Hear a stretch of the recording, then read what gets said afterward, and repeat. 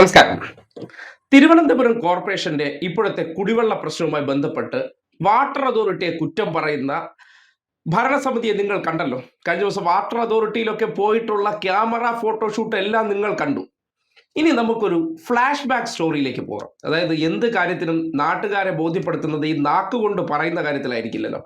നിങ്ങൾക്ക് മുൻകാല ദൃശ്യങ്ങൾ കാട്ടിത്തരുമ്പോഴാണ് ഇന്നലകളിൽ ഇതുപോലെ വെള്ള പ്രതിസന്ധി നഗരത്തിലുണ്ടായി.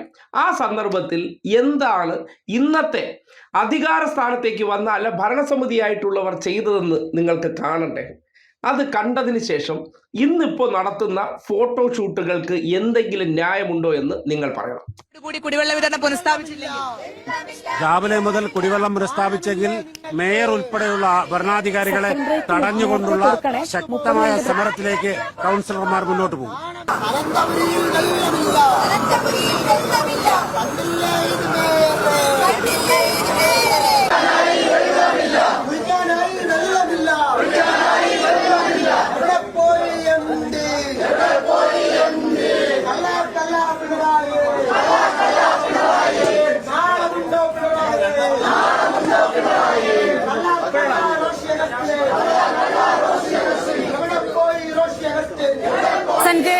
കണ്ടല്ലോ, ആര്യ രാജേന്ദ്രന്റെ രക്തത്തിനു വേണ്ടി തിളച്ചു മറിഞ്ഞവരാണ്. അന്ന് എവിടെയെങ്കിലും വന്നിട്ട് ആര്യ ഈ വാട്ടർ അതോറിറ്റിയുടെ പ്രശ്നമാണെന്ന് പറഞ്ഞു? ഇല്ല. അവരുമായി സംയോജിപ്പിച്ച് അടിയന്തരമായി വെള്ളം എത്തിക്കാൻ വേണ്ടിയുള്ള ഇടപെടൽ നടത്തി. ഇതിനെക്കുറിച്ച് വല്ലതും അറിയണ്ടേ? അന്നത്തെ കാലഘട്ടത്തിൽ പേപ്പാറ ഡാമിൽ നിന്ന് പോലും വെള്ളം എത്തിക്കാൻ വേണ്ടിയുള്ള സംവിധാനങ്ങൾ ഒരുക്കിക്കൊണ്ട് ജനങ്ങളുടെ കുടിവെള്ള പ്രശ്നത്തിന് കൃത്യമായിട്ട് ഇടപെടൽ നടത്താനുള്ള ശേഷി ഉണ്ടായിരുന്നു, അറിവുണ്ടായിരുന്നു. ഇപ്പോൾ എന്ത് വന്നാലും, ഇപ്പോൾ ആറ്റുകാൽ പൊങ്കാലയായി ബന്ധപ്പെട്ട മാലിന്യ പ്രശ്നത്തെക്കുറിച്ച് പറഞ്ഞാൽ അത് ക്ഷേത്ര കമ്മിറ്റിയുടെ പ്രശ്നം, ഞങ്ങളുടെ പ്രശ്നമല്ല, ക്ഷേത്ര കമ്മിറ്റിക്കാരാണ് കുളമാക്കിയത്. വെള്ളത്തിന്റെ പ്രശ്നം പറഞ്ഞാൽ അത് നമ്മുടെ വാട്ടർ അതോറിറ്റിയുടെ പ്രശ്നമാണ്. നഗരത്തിൽ വെളിച്ചമില്ല, പല സ്ട്രീറ്റ് ലൈറ്റുകളും ഇല്ലെന്ന് പറഞ്ഞാൽ ഞങ്ങളല്ല, ഇലക്ട്രിസിറ്റി. അതായത് നഗരത്തിൽ ഇപ്പോൾ ഞങ്ങൾക്ക് ഒരു റോളും ഇല്ല. ഈ കസേരയിട്ട് ഇവിടെ ഇരിക്കുക, കാറിൽ കയറി പലയിടങ്ങളിൽ പോയി ഫോട്ടോഷൂട്ട് നടത്തുക, ക്ഷേത്രങ്ങളിലെല്ലാം പോയി വീഡിയോ ഷൂട്ട് ചെയ്യുന്നതാണ് ഞങ്ങളുടെ ജോലി എന്ന് ഇവർ തന്നെ പറഞ്ഞു വെക്കുന്നതിൻ്റെ തെളിവാണ് നിങ്ങൾ തുടക്കത്തിലേ കണ്ടത്. അന്ന് ആര്യ രാജേന്ദ്രൻ ഉത്തരവാദിത്വം ഉണ്ടായിരുന്നെങ്കിൽ ഇന്ന് ആർക്കാണ് ഉത്തരവാദിത്വം? നിങ്ങൾ തന്നെ പറ. മേയർ വി രാജേഷല്ലേ ഉത്തരവാദിത്വം? അന്ന് ഇവർ വാട്ടർ അതോറിറ്റിക്ക് എന്തെങ്കിലും ആനുകൂല്യം കൊടുത്തിരുന്നോ? അപ്പോൾ ഇന്നലകളിൽ നമുക്ക് പ്രതിപക്ഷത്തിരിക്കുമ്പോൾ ഇതൊക്കെ കാണിക്കാം. ഇപ്പോൾ പറയുകയാണ് നിങ്ങൾ ബില്ലടയ്ക്കുന്നത് നഗരസഭയിലാണോ വാട്ടർ അതോറിറ്റിയിലാണോ എന്ന് ചോദിക്കുന്നിടത്ത് ഒരാളുടെ പരാജയം കൃത്യമാണ്.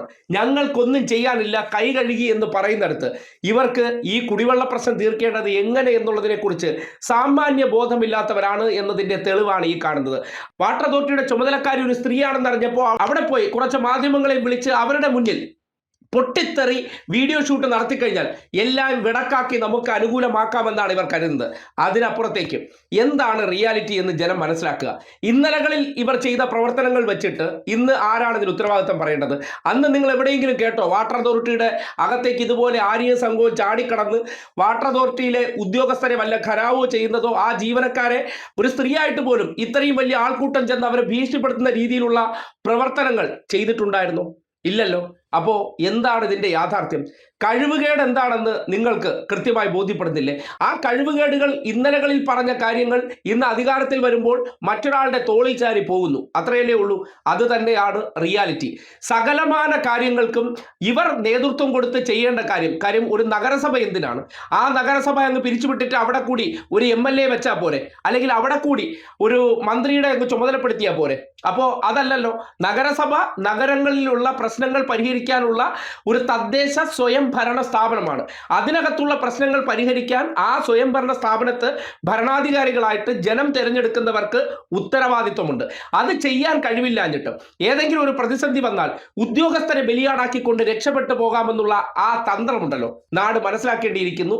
ഈ കാണിക്കുന്നതെല്ലാം കഴിവുകേട് മറയ്ക്കാനുള്ള കാപട്യം മാത്രമാണെന്ന് വളരെ കൃത്യമായിട്ട് പഴയകാല ദൃശ്യം ഒരിക്കൽ കൂടി കാട്ടിക്കൊണ്ട് നിങ്ങളടുത്ത് പറഞ്ഞു വയ്ക്കുകയാണ്.